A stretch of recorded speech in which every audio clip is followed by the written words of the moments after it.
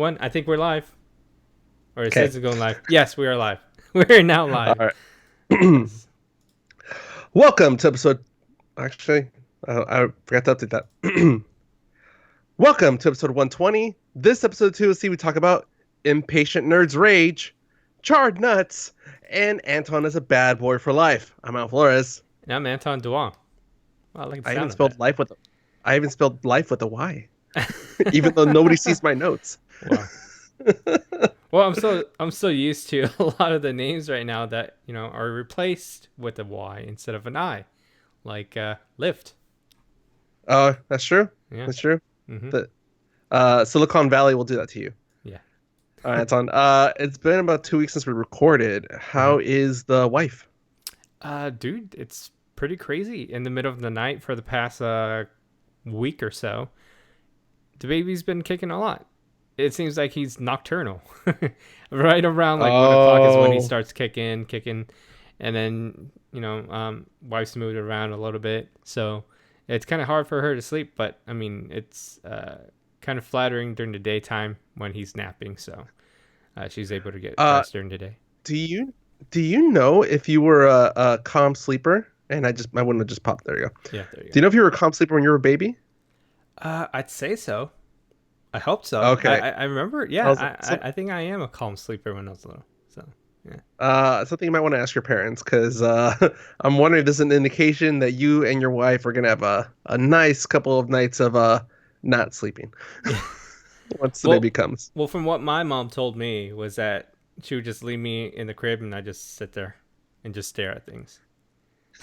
You're analyzing. So yeah, so Anyway. I think our baby hopefully will be like that. Well, while she's been Hmm. leveling up a little bun in the oven, Hmm. I've been playing Pokemon Sword. I finally cracked it open, spent some time playing it. Did you I finish it? No, but actually, Okay. I can tell the game is very focused on the playability rather than the story. Hmm.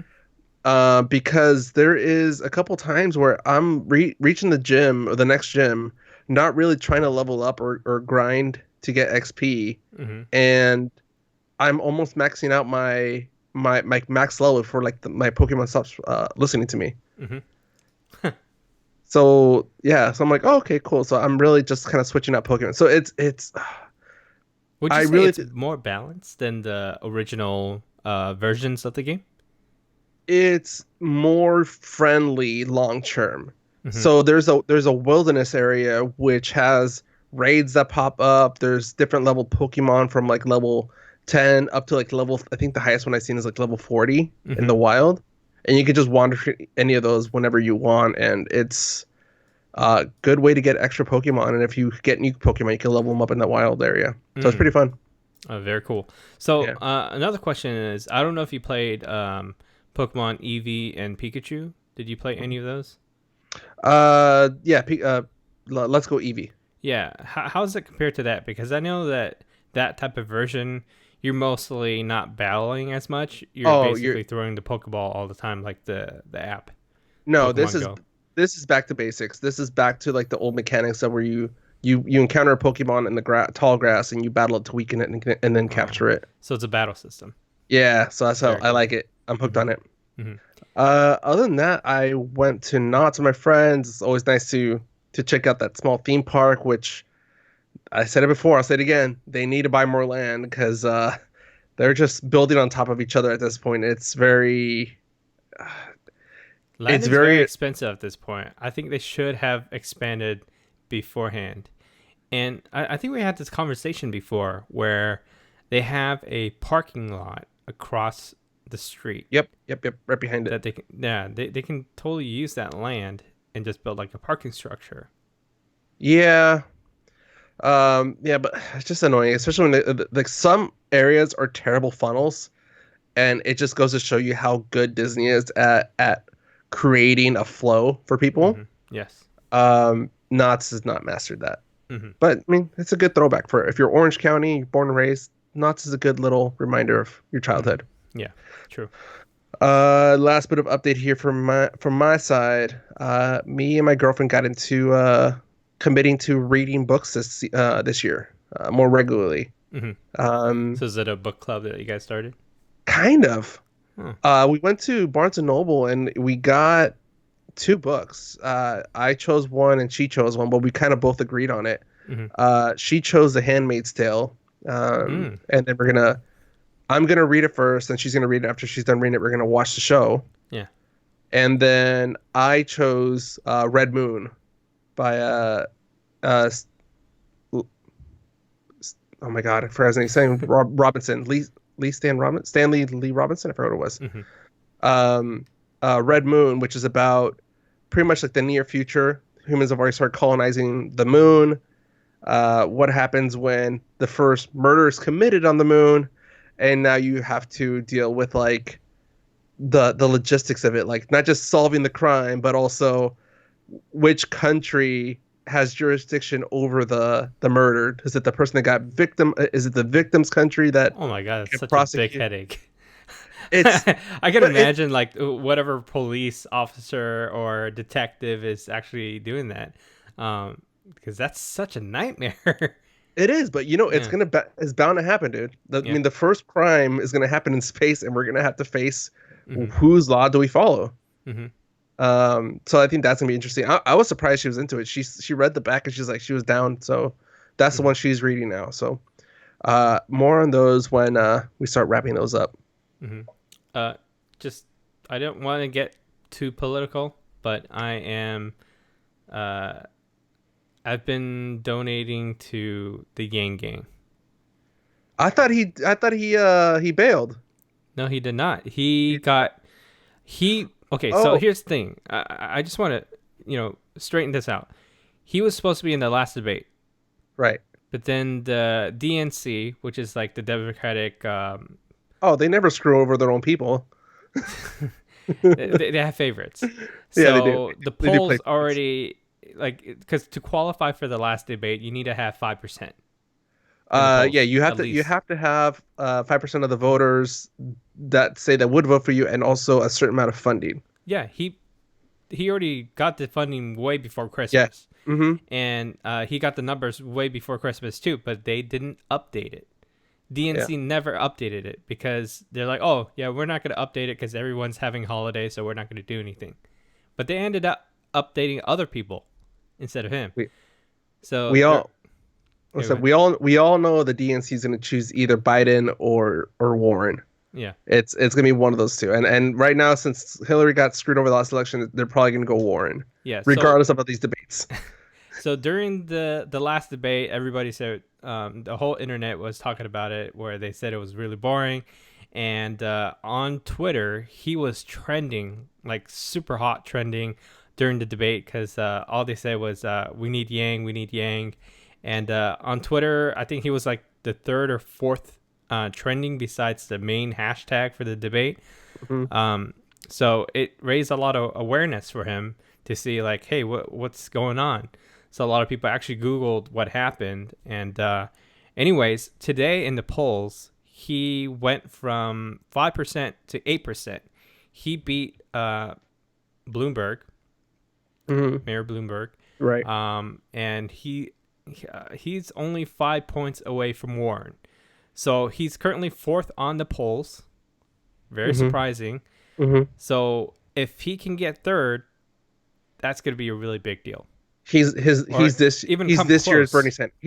Bernie Sanders, Yeah. disrupting what was expected. Yeah. Um, yeah, I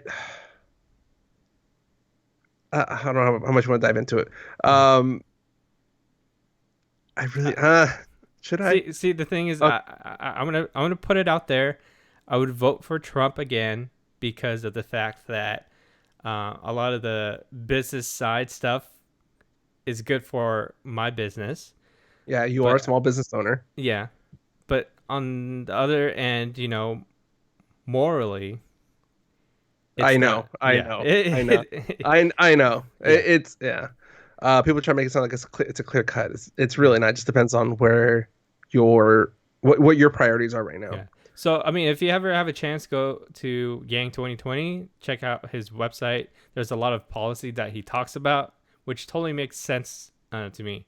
And especially the $1,000 every month really helps a lot of different things, and it really mows out other things too. And there are downsides, but then those are also on the website how they're going to take care of that too. But not trying to get too political. It's just very interesting to see someone who's not political that's running for president trying to make a world a better place. So you're part of the Yang gang. I guess. Yeah, I am. Yeah, no, it's both Biden and Elizabeth Warren keep shooting each other in the shooting themselves in the foot. Yeah, it's very funny to see that. Yeah. But like it's they do that in the traditional forums, like the debates and all that. Biden with his weird answers, and then Elizabeth Warren with her off-camera comments that still get captured. But something that like has been happening this election, I didn't really see the other elections, but I think Obama was probably the first one to start using social media as like a open environment to speak. Hey, now I'm seeing Yang like is using PowerPoints. Nobody's doing that. Well, no, but like you just said right now, like he was on Twitter, like he was talking about it. He probably wasn't using, pocket statements like other politicians would use. He's probably actually giving his opinion. And I mean, one outlet that I've been seeing is like the Joe Rogan podcast. You had, what's his name? Oh my God, the old guy. Blanking out. Why am I blanking on his name? Bernie Sanders. Yeah.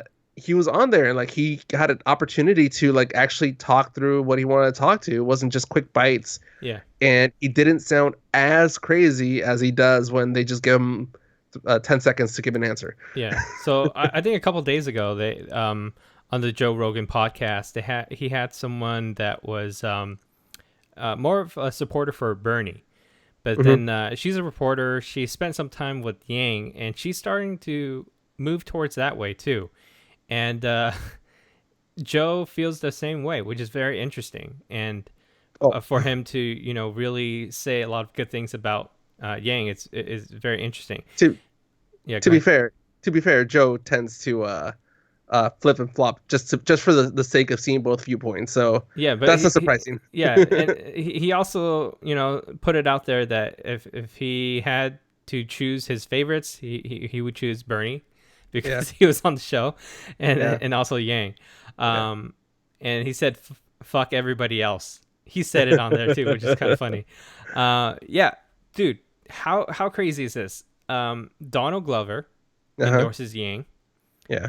They met up, they talked, and then they came up with the idea to have Dave Chappelle endorse him too.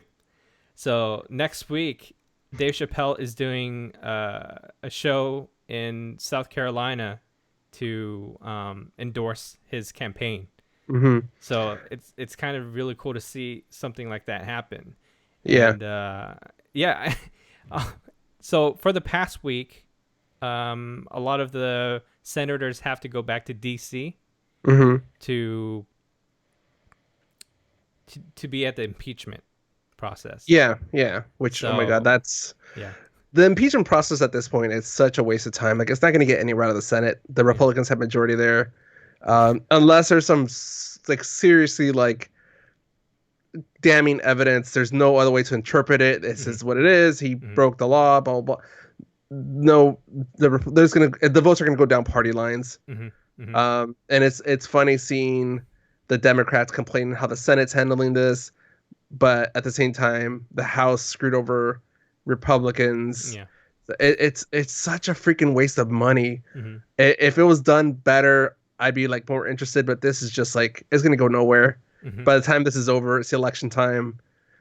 One way or another, it's gonna happen. So just to finish it off, I'm okay if Yang doesn't win. It would be very cool to have him as vice president. I'm okay with that too. I can see that. Yeah, he has the peoples. Yep, I can totally see that. That's what I hope it to be. Other than that, if it's Warren, I bet you it would be Yang for vice president, because Biden is he steals focus too much, and I don't think Biden's gonna want to be VP again. And then Bernie is just too much. Like he's too contentious with Warren. So I mean, you would have the first potential. Well, I mean, against Trump, a good chance of the first female president, and now the first Asian vice president. Yeah. Yeah. All right, Anton. Ready to get into news, even though Yep. that was kind of. Yeah. All right. Let's get into news. All right. Speaking of older fancy people in top hats and monocles, Planters Peanuts has aired. They're calling a pre-Super Bowl commercial. Some people were calling it a Super Bowl commercial. Got leaked early. Of Mr. Peanut, Wesley It's intentional. Snipes, and I forgot the other person. They were in there doing a road trip, and Mr. Peanut. Oh, they end up on a branch on over a cliff, and Mr. Peanut sacrifices himself to save the other two people. It's a very dark commercial. like, like, there was no way that they were gonna let people go like, oh, he could have still survived, because they made that line. They're like, maybe he's still okay, and then where Mr. Peanut landed, this giant explosion. Yeah. So, Bill Hader is the voice of Mr. Peanut, right? I've never heard Mr. Peanut talk. Actually, I don't know. Mr. Peanut. And let's see. Bill Hader, Mr. Peanut. But I mean, if this is a pre-Super Bowl commercial, they're clearly trying to set up a series of commercials for the Super Bowl. You know how they do like those multi commercial or multi-part commercials. Yeah. Yeah. For is it the new Mr. Peanut? I haven't seen the commercial yet. No, he doesn't talk. He doesn't talk in the commercial. Yeah, that's So Bill Hader's Mr. Peanut, I think. okay, so maybe we'll see. When I posted the story on Instagram and other social media at the 2OC, Mm-hmm. I made the comment saying, is this Planters trying to promote Planters extra roasted peanuts? All right, Anton. The official NFL snack. Nuts. Dark roasted nuts. All right, moving on to other news stories here. Mm-hmm. Cyberpunk 2077 that was supposed to come out this spring has been postponed. CD Projekt Red announced that the Cyberpunk 27 will be delayed until September because there's still work to be done. The original release date was supposed to be April 16th. And Yeah. for people that don't know what Cyberpunk 2077 is, this is the one where you've seen Keanu with his sunglasses on the cover. What was it? Breathtaking. Breathtaking. That's the adjective they're using for the game. No, no. When Keanu came out to announce the date, they're like, "You're breathtaking." He's like, "You're breathtaking." Yeah. Slick. So I think I'm okay with that. They did say that they finished the game completely. It's playable, but they do want to add some extra tweaks to make it perfect. That's all they wanted to do. Yeah, I mean, at this point, you've invested this much into a project. If you have the ability to improve it with some tweaks that you have under control, why not? Yeah, and they do. They made some really popular games. CD Projekt Red made Witcher, right? CD Projekt. Yeah, they made Witcher, and it's a good game. Everybody likes that game. We need to play that, actually. I don't know if you played it yet, but I think we should play that. Yeah, I'm down to try it out. All right, I thought next story here. The Netflix, yes, Okay. the Netflix series has been officially renewed for season 3. Nice. So yay for you fans. Yeah, there's a big cliffhanger at the end, so I'm looking forward to what's gonna happen next. Based on what my girlfriend's told me, there's cliffhangers at the end of each season. So Yeah. All right. Next story here. Billie Eilish is signed on to do the theme song with Hans Zimmer for the next James Bond movie, No Time to Die. Sounds pretty epic to me. I mean, considering her tone of songs and the title of the next James Bond movie, No Time to Die, they seem to match up. Yeah. She's the tone is very Ominous. Yeah, ominous. Dark, ominous kind of feel to it. Yeah, it sounds like good music to go to sleep to, but also at the same time you can get nightmares. Yeah. Yeah. Yeah. Well, I thought I took this out, but maybe I missed it. Next story here: Expedition Unknown has done a spin-off series, Expedition X, X. and Oh, yes. X. So the next season, Expedition Unknown, starts on February 5th on Discovery, and Expedition X is going to start February 12th. And Hmm. Expedition X is kind of, I guess, it's gonna be like on location, or they're gonna like a quick series. And they hired two people to be the correspondents, I guess, Hmm. for Josh Gates. First one being Phil Torres from Ready Set Pet. Hmm. I'm guessing it's like an Animal Planet show, I guess. and Jessica Chobot from Nerdist News and BattleBots. And IGN. Yeah, IGN. Oh, that's way back, yeah. Yeah. Yeah. And you're a uh, big fan of her too, which is kind of what? cool. Not just IGN, but I think she used to do the Xbox News things too back for 360. Oh yeah, I remember that. Yeah, that was way back too. Yeah. Yeah, I didn't know that she was in her 40s now. That's kind of crazy. You know what? If you listen to her other podcasts, actually no, when she was on Nerdist, the podcast with oh my god, what's geez, I'm blanking on his name. The guy that did the Talking Dead. Oh, I know who you're talking about, but I Chris can't Hardwick. remember Chris his name. Hardwick. Chris Yeah, there Hardwick. you go. Jeez, I'm bad with names tonight.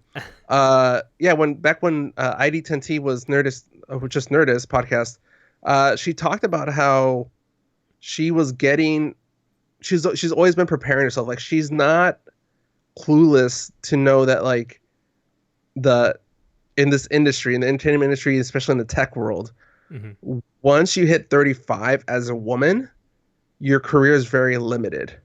Hmm. Like the entertainment industry already looks for younger people. For some reason, guys continue to have a good career because I guess guys just look more mature and wiser. But women, Okay. Yeah. no, I'm Yeah, serious. yeah, Like, but it makes sense. Yeah, it I makes mean, if you sense. look at age reporters, really, like maybe you could name like three or four women in the hardcore news world, but there's way more guys they can name in that same industry. True. And she's saying like in the tech world, it's very male geek controlled, so they're gonna hire hot younger tech correspondents. Hmm. So she's been planning. I mean, I mean, props to her. She's been planning her exit from Nerdist years in advance. Hmm. I mean, this is at the top of her career at Nerdist, and she was already thinking about like, how are they gonna screw me over? Yeah. Which guess what? They did screw her over. Yeah. I saw who they hired. Yeah, But I guess it's a win-win situation for her too, because she's doing what she loves, yeah, and she always had a passion for doing something that's out of the ordinary, which is something like traveling and mhm, discovering things and having adventures. yeah, So it's right up her alley. yeah. What was it that just happened in Vegas? Was it CNET? Hmm. The Uh, CES. CES. Yeah. Yeah. So, Yeah. yeah, she was at CES, and she just happened to run into Josh Gates, and this is before the announcement. She posted on her Instagram, "Look who I ran into. Guess I better do some expeditions with him or something like that." I was like, "That's a really random post." And Uh-huh, then uh-huh. 2 weeks later, this comes out like, "Oh, okay. He probably went there as a guest with her or whatever." And then because they were already friends, they've been working together. Hmm. Yeah. It's kind of So that's just cool. fun. I mean, she Yeah. she left Nerdist in August, and I guess during that time she was probably pitching ideas with different studios, and I I guess mean, they came out to be. leaving in August, the Hmm. show premieres in February.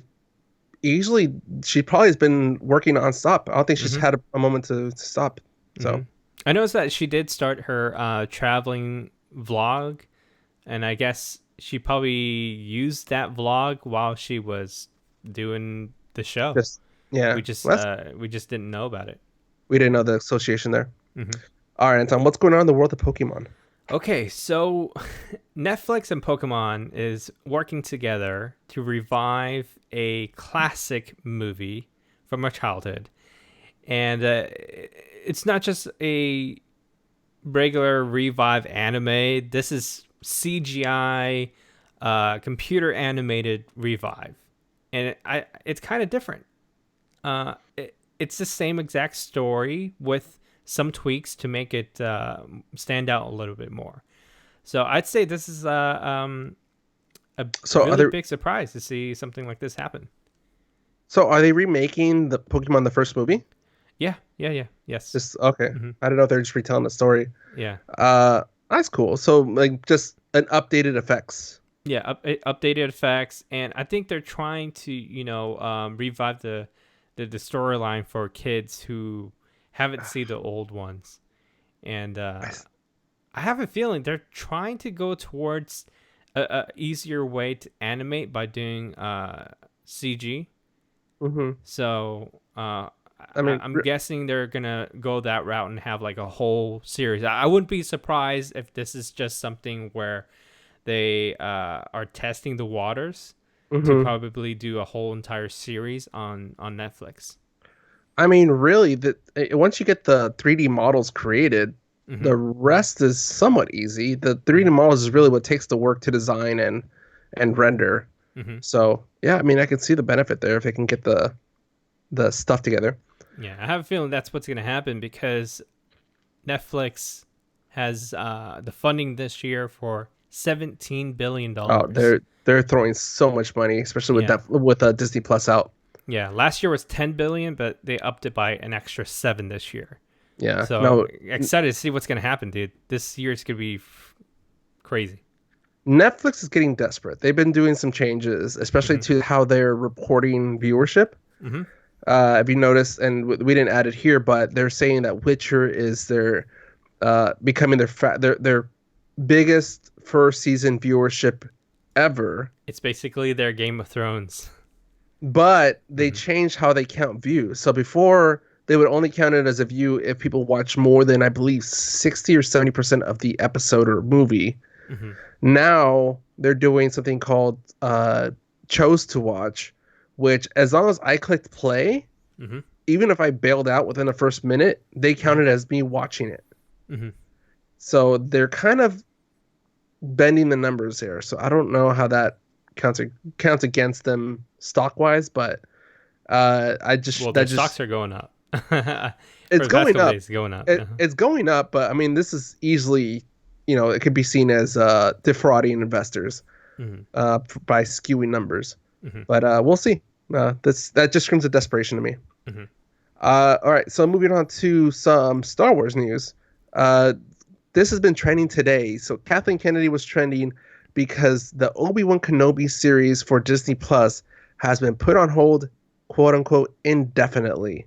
Hmm. There's a lot of people asking for Kathleen Kennedy to quit. Kathleen said that they are postponing the series because they aren't really happy with the story. Hmm.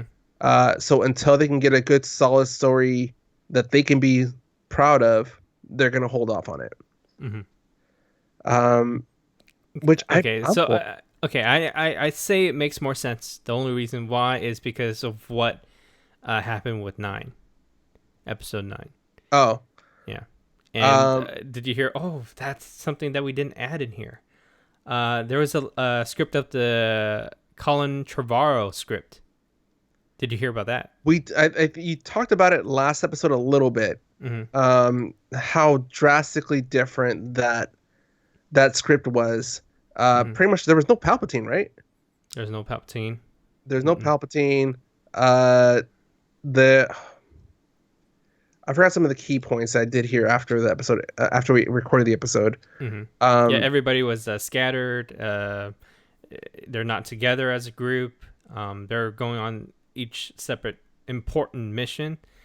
Yeah, so I think because of that, a lot of people online did say a couple of things where they wanted to have certain things in there, and they hoped that they wanted to see something more.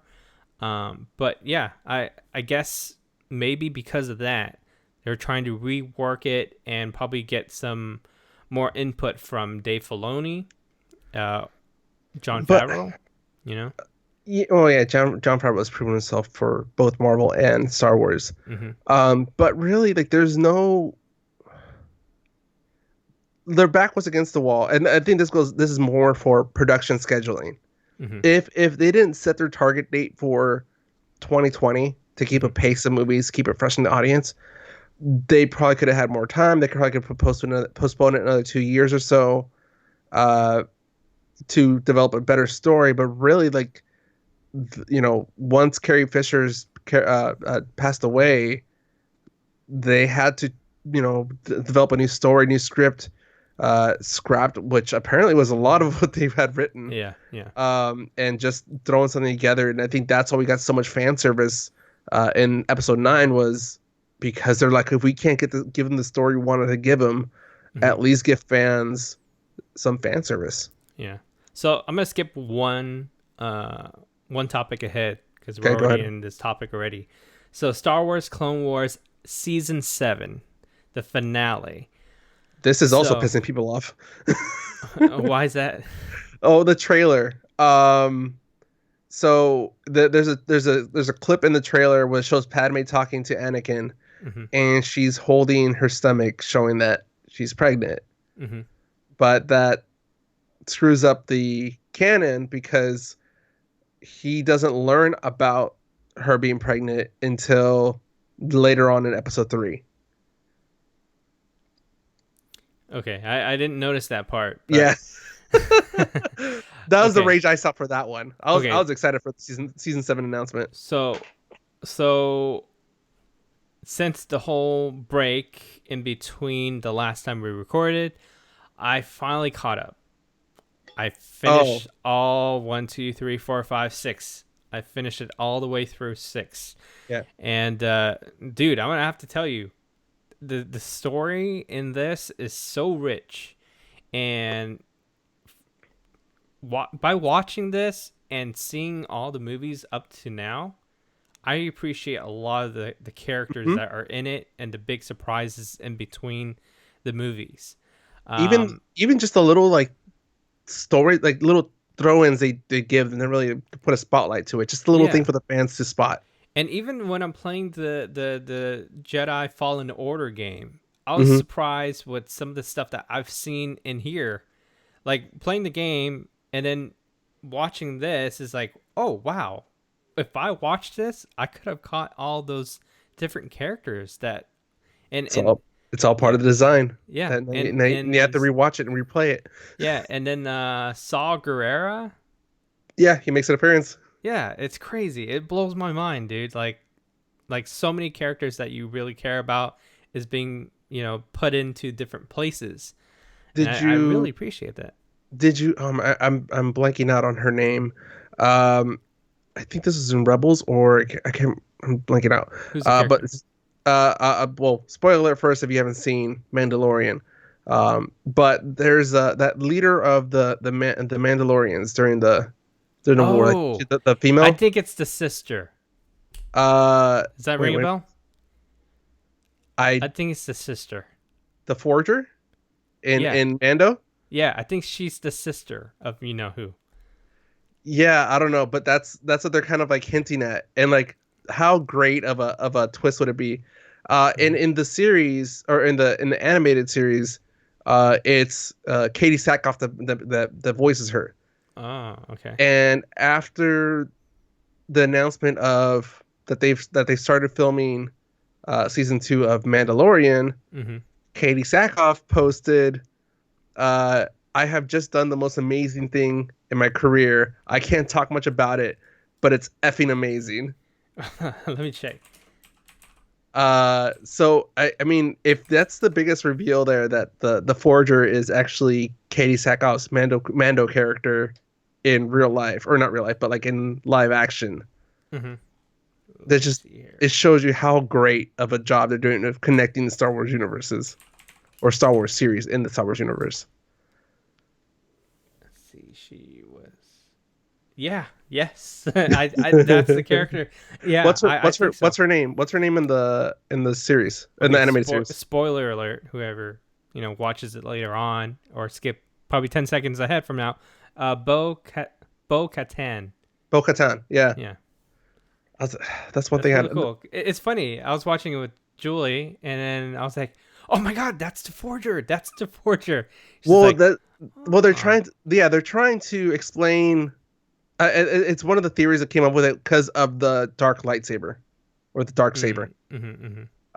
saying like that's how he got it. He recently Moff Gideon Mm-hmm. stole it on that planet. Like when they raided and scattered the Mandalorians in the Mandalorian, Mm-hmm. that's one of the objects he stole from them was Mm-hmm. the dark saber. Mm-hmm. So it just gets me more excited for season 2. Yeah, really excited. All right. All Uh, right, take, so Taking yeah, a it's step back in our amazing. stories. Mm-hmm. Yes. Just really quick here. Disney has started to remove the Fox logo from anything that's having to do with Fox, 21st Century Fox or Fox Searchlight productions moving forward. So you'll still see the 21st Century logo, but just no Fox underneath it. Mm-hmm. And then same thing with Searchlight. Yeah, Searchlight too. Mm-hmm. All right, Anton.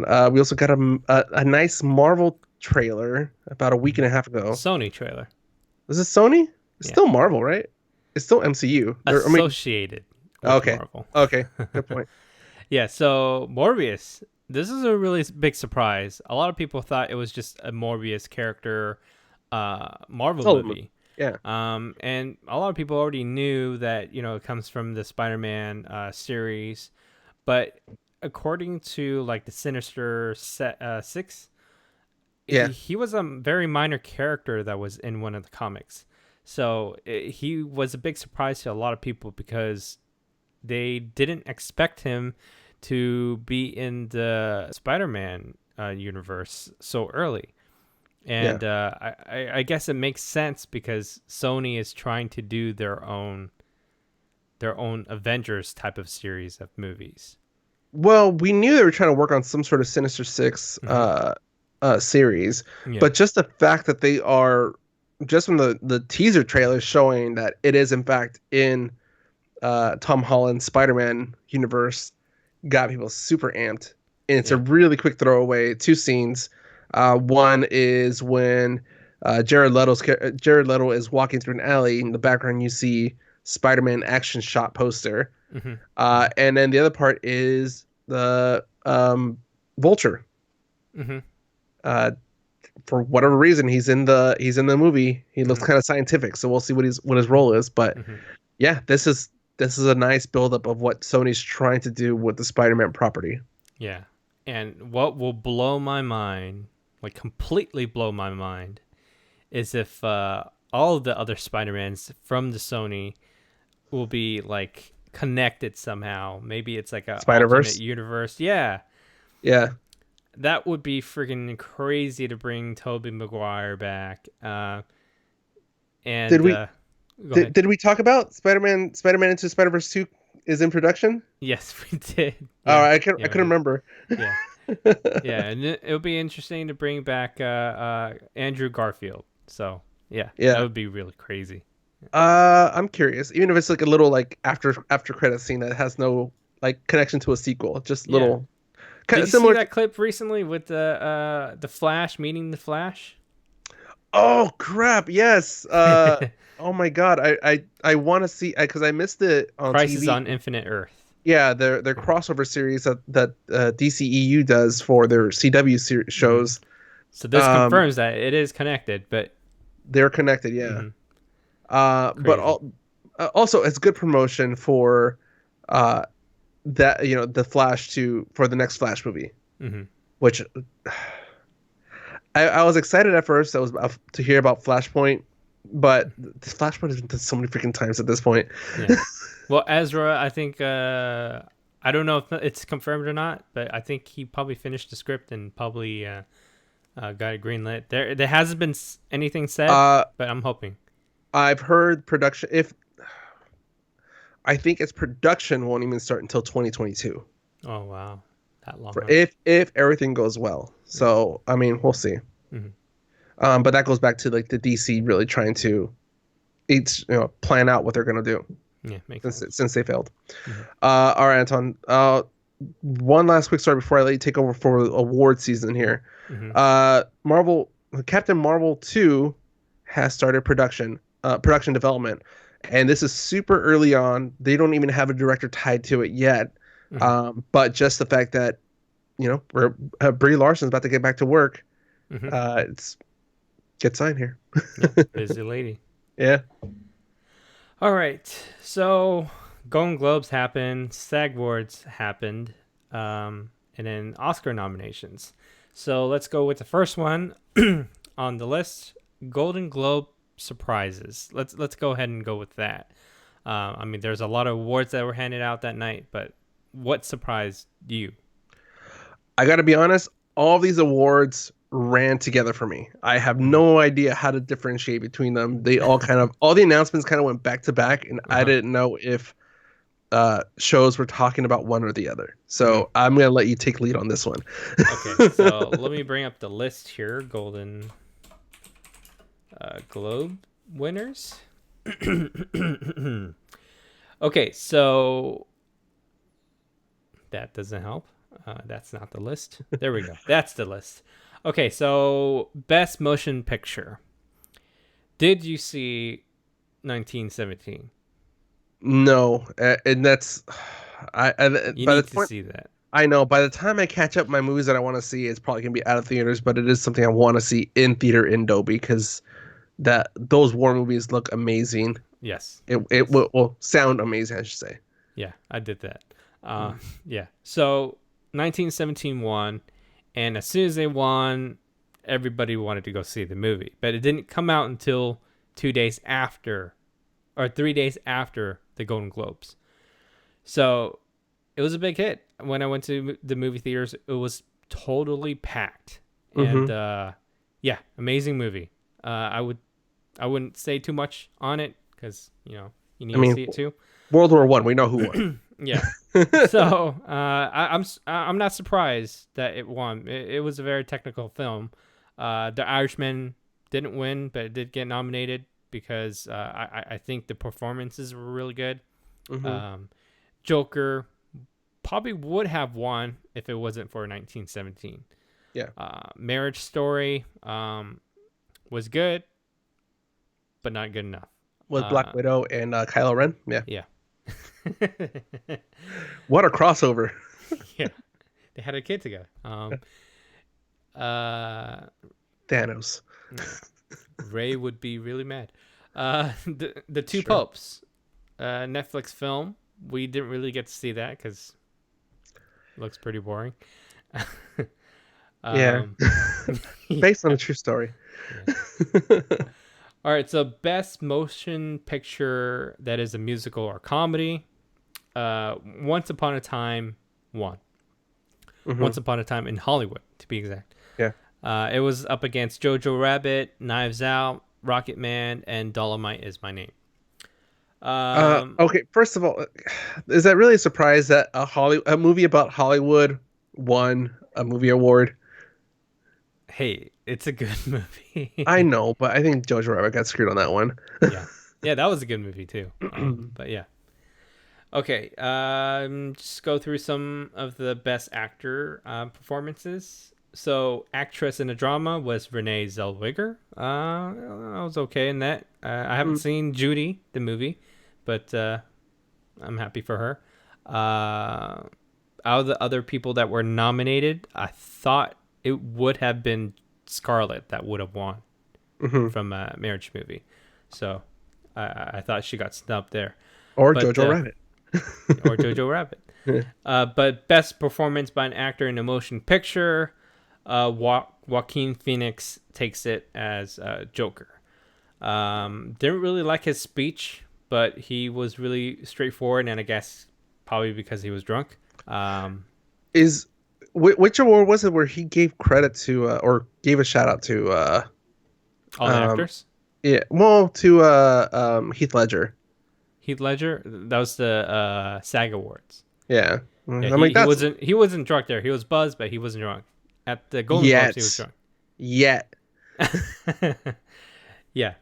So I mean, he was up against Christian Bale, Antonio Banderas, Adam Driver, Whoa, Jonathan whoa, whoa. Pryce. The Joker was against Batman. Yeah, it's funny. Yeah, that's hilarious. Yeah, but yeah, I'm pretty happy for that. Not big of a surprise. He did a really good performance. So, Hmm. best performance by an actress in a motion picture, musical or comedy. This was a really big surprise. Did you hear who won on this one? No, right? No, nope. Okay, so let's see if you can guess this one. So in this category, it's Ana de Armas from Knives Out, Okay. Kate Blanchett from Where'd You Go, Bernadette, Hmm. Beanie Feldstein from Booksmart, Emma Thompson from Late Night, and Aquafina in The Farewell. I'm gonna go Emma Thompson. Surprisingly, no, it is Aquafina. Really? Wow, it is a big surprise. I didn't even know. But then when I saw the news, I actually skipped on watching this because it's Yeah. better to watch I afterwards. I mean, I felt like Emma Thompson was really like 2019 was her year. So, Yeah, yeah, I um, thought so too. But Aquafina. yeah.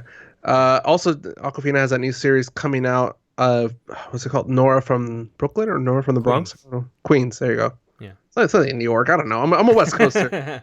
Yeah. All right. So surprisingly, she didn't get nominated for the Oscars. So that's kind of Wow, wow. wah, wah. All right. So best performance by an actor in a motion picture, musical, or comedy. Let's see if you can guess this one.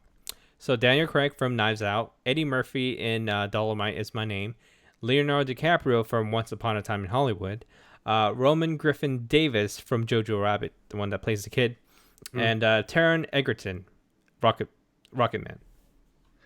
I'm gonna go with Taryn because it's still kind of performance wise. Yeah. Is it? Yeah. Yes, it is. Yeah. Yeah. Yeah. Who Yeah. doesn't? Yeah. Come on. It's a big surprise there because I mean he's very new to the Hollywood scene, and I thought it was gonna be Leo or Daniel that was gonna win, but that's interesting to see someone this young to take it. Mm-hmm. Okay, so best performance by an actress in a supporting role in any motion picture. Um, you probably would guess this, but there is some really great actresses in this one. So we got Margot Robbie, Bombshell, Jennifer Lopez, Hustlers, Annette Bening, The Report, Kathy Bates, Richard Jewell, Laura Dern, Marriage Story. Anybody but J-Lo. Anybody but JLo. Anybody but J-Lo. Did you see Hustlers? No, but it's just Okay. go. All right. Just go. We'll just move on. Laura Dern takes it. She did Marriage Okay. Story. Okay. Yeah. So I'm pretty happy that she won. All right, last one. Best performance by an actor in a supporting role in any motion picture. We got Al Pacino from The Irishman. We got Brad Pitt from Once Upon a Time in Hollywood.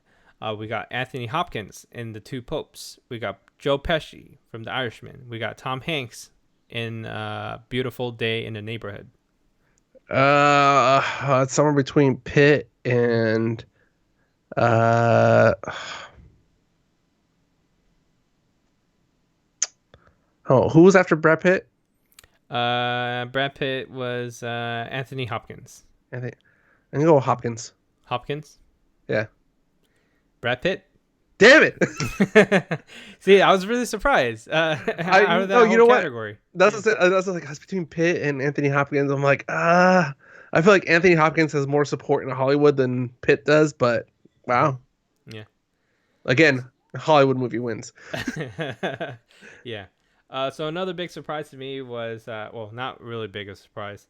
Best motion picture in a foreign language was Parasite, so I was really happy about that. That Best one director. I said that Go one ahead. I did hear about because my girlfriend's like, "See, I told you we should have watched it." Dude, it's freaking good. I know. We're probably gonna watch it this week. She made Dude, me you have promise. to go see it. It freaking blows my mind. Okay. Best director. You got Sam Mendes, 1917, Bong Joon-ho, Parasite, Todd Phillips, Joker, Martin Scorsese, The Irishman, Quentin Tarantino, Once Upon a Time in Hollywood. Goes to Sam Mendes for 1917. It's a very technical film, so I think Okay. that's why he won. Okay. All right, so I'm gonna skip everything else. We'll go to the next one, which is the SAG Awards, mainly for actors. See, this is why they all run together for me. Yeah, exactly. Okay, so I'm just gonna go to the main ones. I'm gonna skip everything else. Okay. Let's see. SAG winners. Why is it? Oh, okay. Okay, makes sense. Okay, so the biggest award of the night is usually outstanding performance by a cast in the motion picture. Like the whole entire cast. Like who has the best ensemble? Right. Overall. Avengers. Okay. Go for I wish that was on here, but it's not. It has everybody. No. Once Upon a Time in Hollywood. Jojo Rabbit. Parasite. Bombshell. The Irishman. Hollywood. No, wait, no. Irishman. No. Parasite. Really? Wow. The biggest award of the night. That is, yeah. Best cast.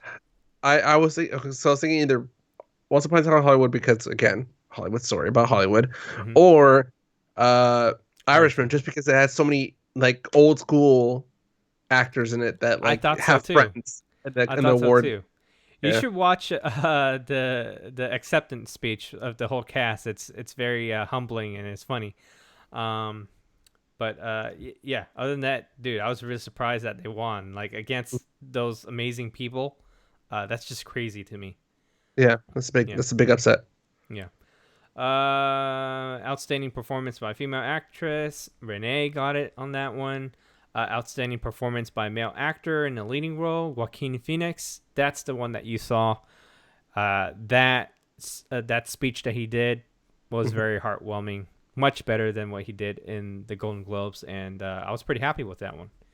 Yeah, really happy that he said some really amazing things. Outstanding performance by a female actor in a supporting role is Laura Dern again. Outstanding performance by a male actor in a supporting role, Brad Pitt. And he also has a really good speech too, so if you have a chance to go see that, I highly recommend that. Other than that, I'm skipping everything else. Okay. So Oscars, you know a little bit more about that one, I'm guessing. Yeah, so Oscars is one of those that I want to do, and I haven't done nothing for it. But I asked you if we wanted to do another Oscar challenge, Oscars challenge, where like we list out the awards and the nominees, and we send it out. Well, we pick out who we think is going to win, and just compare and contrast who wins. Still done. When are the Oscars? The Oscars are in... Unless usually in February 9th. So we still have time. Okay. Probably on our next episode, we'll have a list before... I can put together a list. I'll probably do like a Google Docs or something, and we can also send it out to our movie draft friends to see what they think. So the format that we're going to do is top 10. And then whoever has the closest to however many subtracts certain points. Do you want to do it that way, or? I'll make the list. I'll let you set up the rules. Okay. All right. All right. I don't want to do more spreadsheets. All right. All right. All right. So that's it for news. That was a very long segment this week. So let's get into streaming. This is where our 2-week format is starting to not pay off. All right. Streaming. All right, Anton. So Netflix released a new miniseries called Messiah. This happened, I believe, beginning of January. I don't have the exact date. So pretty much it's the story of a CIA officer investigating this one guy that's been popping up in the Middle East, slowly been building up a following, and people are saying that he is the Messiah. It's very interesting. Like he starts doing these unbelievable things, but you don't really see him do it. Illusions. And there's illusion. There's a lot of people that think it's illusions. It's funny because there's even when they're doing a broadcast of some of the stuff he's doing, they have a magician interviewed by the news. And it's a great series because I mean, really, this is what anybody would imagine would happen if you believe in Jesus, if Jesus came back, this is probably what would happen. Either A, people will see them as some sort of cult leader, or B, he'd be seen as crazy. Did he turn water into wine? No, I was waiting for that one. I will reveal there was no water into wine, but they did make that joke Yeah. during the series. Yeah. It's one of those series that like each episode, and it's only 10 episodes. Mm-hmm. You think you figured it out, and then they twist it on you, and you kind of go back and forth every episode or two. Uh, me and my girlfriend binged it on one weekend, dude. Mm-hmm. It's like about 40 to 50 minutes an episode, and we binged all 10 episodes in one weekend. Wow, that's crazy. Yeah. I would recommend it. It stars Michelle Monaghan. You might remember her from such great movies like Pixel with Adam Sandler. Wait, so is this real or fake? It's fake. It's fake. Okay. Yeah. It's not a documentary. Okay. And the guy playing Al Masai, who's Mm-hmm. the title character Messiah, is played by Mahdi Defby. Debbie. I can't pronounce it. Why did I even try to say that? Yeah. Yeah, dude, it's very interesting. If you're religious or just have a background in religion, this would be a good one for you to check out. Cool. All right. Next one here is the documentary of Aaron Hernandez. I'm sure you've been seeing a lot of stuff going back and forth for this one. So for those of you who don't know who Aaron Hernandez is, He's Mexican. well, I mean, he's not Mexican, but he's Hispanic. He is a former Patriots tight end. He was convicted he was on trial for murder, and during the trial process, he more stuff started coming out. Apparently, not only is he alleged to kill one person, he's also connected to another double murder in Florida. And it's Oh no. Yeah. That's where I live. Yeah. Probably remember this. All this stuff is really like 2006 and up. Mm-hmm. But yeah, so it's a great documentary because it shows different points of view from the same stuff, and even stuff like even I had to follow football. I knew who he was. I knew what happened. It still threw some stuff at me that I was like, "Holy crap! This is new to me." Whoa, really? Yeah. Well, I think that's the thing with a lot of these accusations and all these cases. A lot of the details don't really get put out that much because they No. needed to use those details for the cases. Yeah, and this is something I told my girlfriend. I'm like, well, because it's something we love this is like a perfect documentary for us because it's about football and also true crime. Yeah. It was something I told her that it's something that was the trial kind of went on, and that's one reason I didn't know there was two trials for the different murders because I thought it was just dragging on.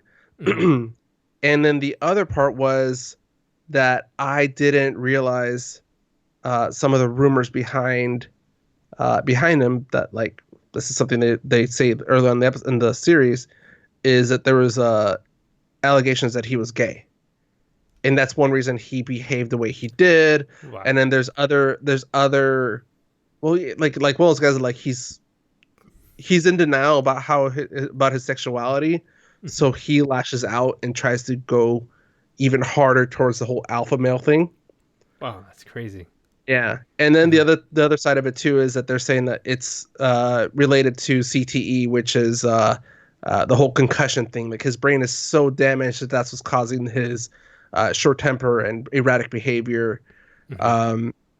It's an interesting documentary, and the part I still haven't finished it.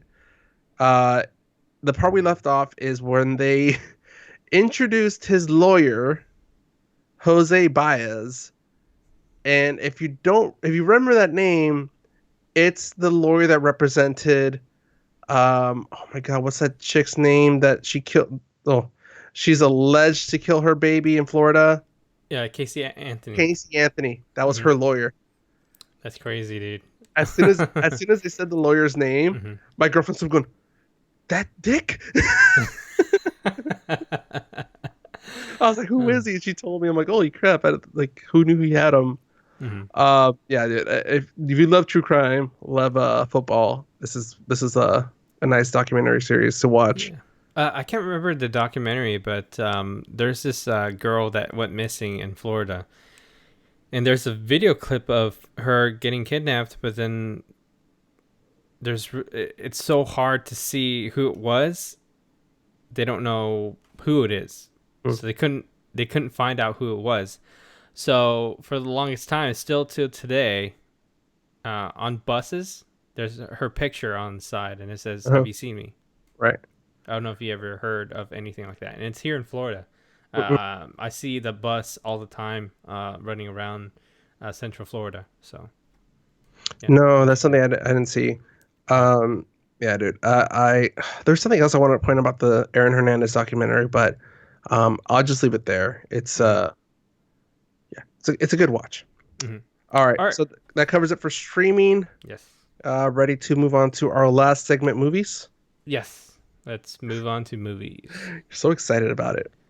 Hi. All right, that's Hi. I've been watching a lot of like Japanese stuff, so yeah. all right. Mhm. So the third weekend of 2020, we have number one, Bad Boys for Life, making 73 million. Number two, Doolittle, making 28.3 million. Mhm. Number three, 1917 with 26.9. Number four, Jumanji, The Next Level 12, and Star Wars Episode 9 with 10 million. As you can tell, Bad Word for Life took over, and I'll be watching that tomorrow. Damn it! I thought you watched already, so we could I was talk about trying to, but it. not screwed that up. Yeah. All right. So great movie. Really liked it. Did your brother see it? I haven't talked to him about it. I doubt Hmm. it. Okay. Because and this is something you're gonna have to get used to. Having a kid really cramps with your movie watching experience. Yeah. So I know you're a Will Smith guy. Yeah. This movie delivers so much justice to what you always liked about Will Smith. And you probably seen you didn't watch Gemini Man, right? Did you? No, and I was going to, but then I started hearing the terrible reviews about Yeah. the So the effects. yeah.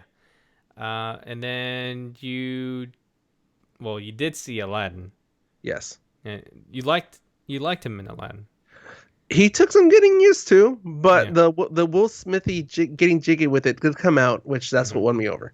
Yeah. Okay. So that's what you're gonna get in this movie, and I think you're gonna love it so much. And I can't wait until. I just hope they're gonna make another one. I just hope they make another one. And okay, so I'm speaking for somebody that has not seen the movie and just seen the trailer. Hmm. I feel like they're trying to hand off the reins to a new group. That could just be my interpretation. It could be Hmm. wrong, Hmm. but I can't wait to watch this, and I just want to see Vanessa Hudgens. Okay. All right. We'll just leave it there. Okay. So I Wait, hold on. also What would you give Bad Boys for Life? Bad Boys for Life. I would give it. Man, I'm gonna give this pretty high. I'm gonna give it a 4.6. Dang, starting Yeah. 2020 off with a 4.6. All right. Hmm. Yeah, 4.6 on this one because it's good. It's way up there. We'll talk Yeah. about it later. Okay. All right. So I also got to see another movie, anime to be exact, at the movie theater, and it is called Weathering with You. Now this is created by Makoto Shinkai. He is known for his previous movie that broke barriers of the most money ever made anime in a movie Mm-hmm. theater. And it was his previous movie called I think it's something my name. Sorry, My name is, Slim Shady. by the way, Slim Shady released a new album. Yeah, it's good. Very dark, very interesting. He's back to his Slim It's Shady called era. yeah, it's called Your Name, and it came out in 2016. So it had a really big following. And a lot of people were really excited that Mikado Shinkai was able to have another anime come out. So this one is called Weathering with You. It follows the main character, Hodaka Morishima. I'm just going to say his first name, Okay. Hodaka. So he is a high school student who basically runs away from home and lives in Tokyo. And he's doing whatever he can to find a job. And the thing is that when you're underage, you don't have a driver's license. You don't have an ID, basically. So wherever you go, the police may ask you for your ID. And it's a normal thing in Japan for that to happen. So if you ever go to Japan, they ask for your ID, don't hesitate to give them your ID.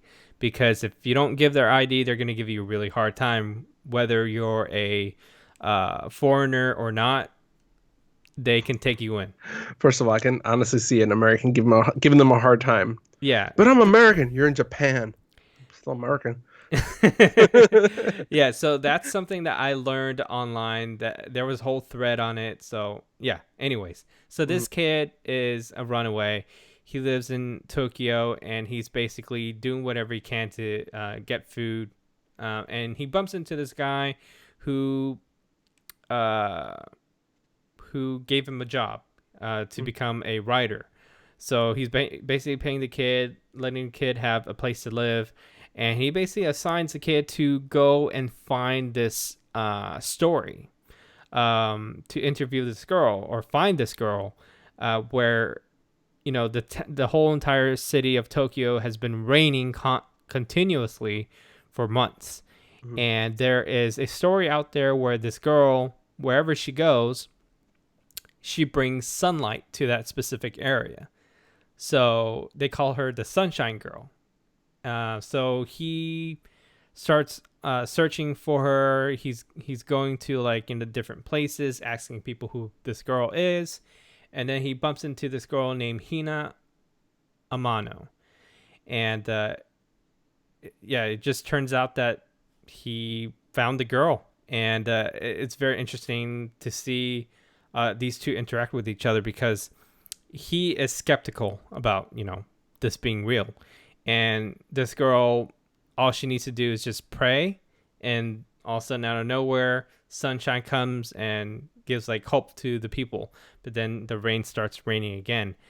So there's a lot of crazy stuff that happens. Maybe like we don't really know where she's getting her powers from. So it's kind of interesting to see this type of story, because it kind of reminds you of Spirited Away. Yeah. There's a Studio Ghibli news thing I'll talk about afterwards. Yeah. I just remembered. Yeah. So anyways, it's a great movie. It's a love story, but also at the same time, it's a very interesting take on how we perceive climate change. Because I think there's a message in this movie about that. So I was gonna make a joke, but we'll just get hate. Even if I admit it's a joke, we'll still get hate. Yeah. So Weathering with You has really high reviews. That's why I went to see it. And plus, when I went to see Bad Boys for Life, there's people coming out the theater with this poster. So I was like, that's interesting. Yeah. All right. Really quick, I just one thing I forgot to talk about news. Studio Ghibli has announced that they are doing 21 of their movies are going to be available for streaming around the world. But not here. Well, so Netflix gets the rights for all countries.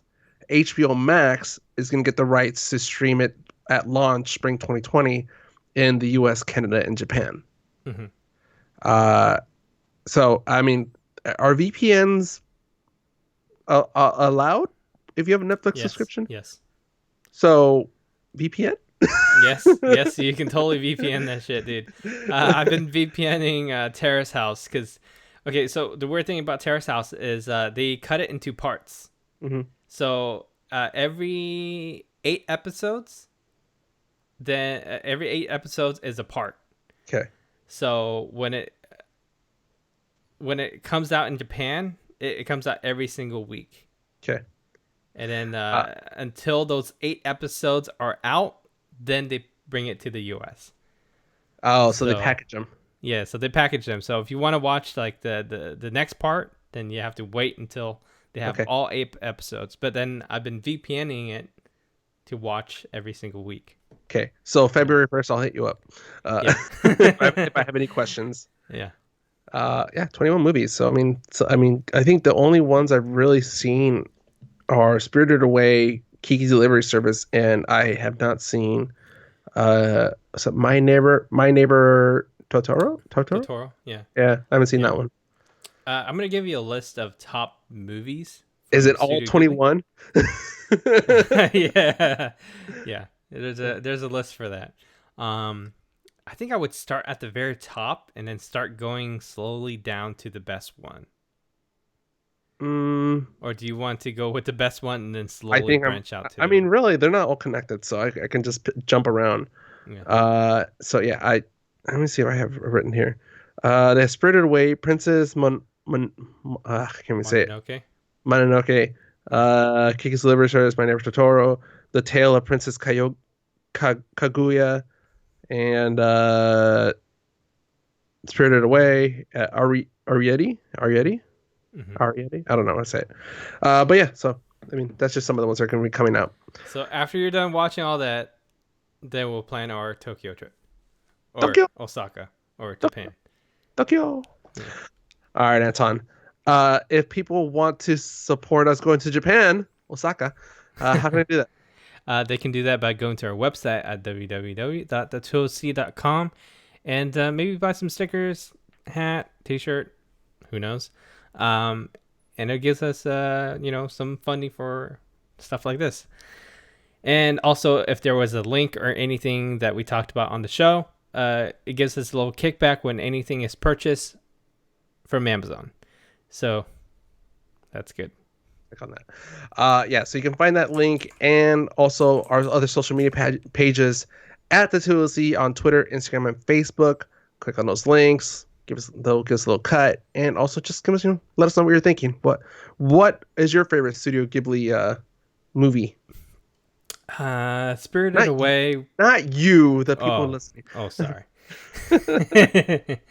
And also you can send us an email to mail@the2oc.com. All right, so today's podcast is also brought to you by Audible. Get a free audiobook download and 30-day free trial at www.audibletrial.com/the2oc. There are over 180,000 titles to choose from, and you can use it on your iPhone, Android, Kindle, or any MP3 player. So you talked about 2 books. Yeah. They're probably on Audible. I would say Red Moon. Red Moon. Because Red Moon seems very dense. Mm-hmm. So I would recommend that one. And it's Kim Stanley Robinson. I was mixing up his middle name and last name and first name. Okay. So I can finally either read or listen to the Ahsoka book. I wanted to go through all of this before I get to that book. You'll like it. Yeah. Oh, yeah. And I should have said it earlier. Ahsoka is my favorite Jedi. I mean, is she really Jedi? Jedi trained, but she didn't really get out of the Padawan stage. A rogue Jedi. Okay, fine. Mm-hmm. I'll go with that one. Okay. All right, Anton. Is that it? Are we forgetting anything? I think that's it. All right. Thank everybody for listening. For the 2OC, I'm Alan Flores. And I'm Anton Duan. Peace out, guys. See you guys. To the Oscars.